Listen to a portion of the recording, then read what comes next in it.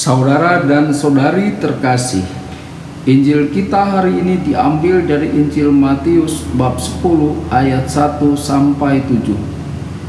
Pada suatu hari, Yesus memanggil 12 muridnya dan memberi kuasa kepada mereka untuk mengusir roh-roh jahat dan untuk melenyapkan segala penyakit dan segala kelemahan. Inilah nama ke-12 rasul itu. Pertama, Simon yang disebut Petrus dan Andreas saudaranya, dan Yakobus anak Zebedeus dan Yohanes saudaranya, Filipus dan Bartolomeus, Thomas dan Matius pemungut cukai, Yakobus anak Alfeus dan Tadeus, Simon orang Zelot dan Yudas Iskariot yang mengkhianati dia.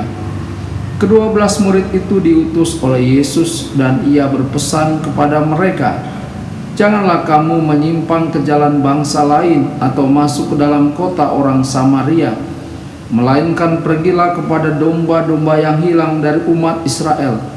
Pergilah dan beritakanlah kerajaan surga sudah dekat." Demikianlah sabda Tuhan. Terpujilah Kristus.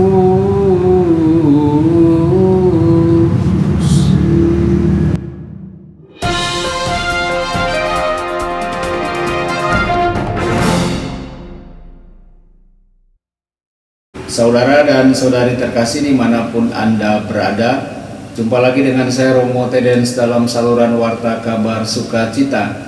Semoga Anda semua tetap dalam keadaan sehat dan berbahagia. Injil kita pada hari ini diambil dari Injil Matius bab 10 ayat 1 sampai 7. Yesus membutuhkan rasul. Yesus menolak untuk menjadi aktor tunggal dalam karya penyelamatan. Yesus mau melibatkan orang lain, dimulai dengan 12 rasul.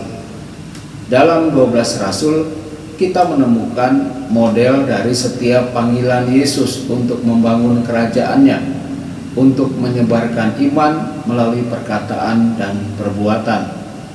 Jika tidak ada tanggapan atas panggilannya, maka tidak ada kerajaan Allah. Saudara-saudari, apakah kita sering merenungkan panggilan kita dan apakah kita sudah menanggapinya? Banyak orang berada di gunung hari itu. Banyak yang tertarik padanya dan ingin dekat dengan Yesus. Tetapi hanya 12 orang yang menerima panggilan secara eksplisit untuk menjadi rasulnya. Rasa sukacita ada dalam setiap panggilan dan setiap misi dari Tuhan. Untuk apa kita dipilih dalam hidup? Kita dipanggil dengan nama. Artinya, Yesus sungguh mengenal kita dengan baik ketika Dia memanggil kita, termasuk segala kekurangan dan kelemahan kita. Dia tidak menanyakan preferensi mereka pada 12 rasul, melihat nilai mereka atau meneliti resume mereka.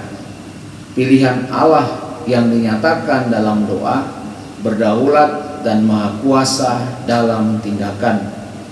12 rasul pun tidak dapat berpikir telah terjadi kesalahan perhitungan.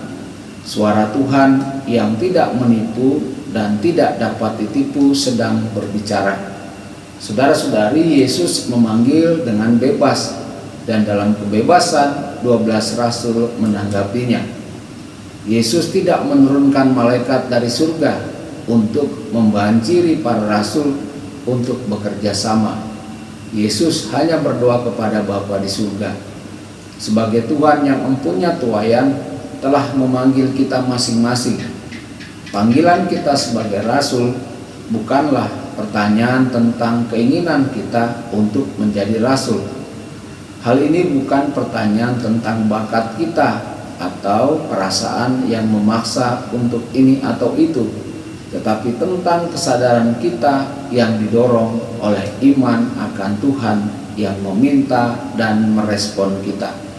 Saudara-saudari, mengapa kita berada di tempat kita sekarang dalam panggilan hidup kita, dalam hidup pernikahan, dalam gerakan awam tertentu?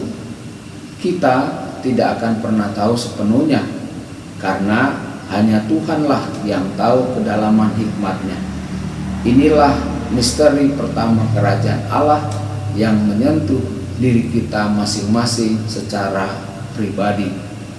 Tuhan yang memanggil, Tuhan yang menghendakinya, dan kita berkata, "Ya." Inilah satu-satunya jawaban yang harus dicari oleh seorang rasul. Saudara-saudari, semoga kita mau mendengarkan panggilan Tuhan dan menanggapinya secara nyata dalam perkataan dan perbuatan kita. Tuhan Yesus memberkati dan menyertai Anda semua. Sabda Allah adalah kebenaran. Sabda Allah adalah kehidupan. Mari kita mencintainya, mari kita menghayatinya. Ya Tuhan yang ku muliakan, sabdamu angkat resahku. Mari kita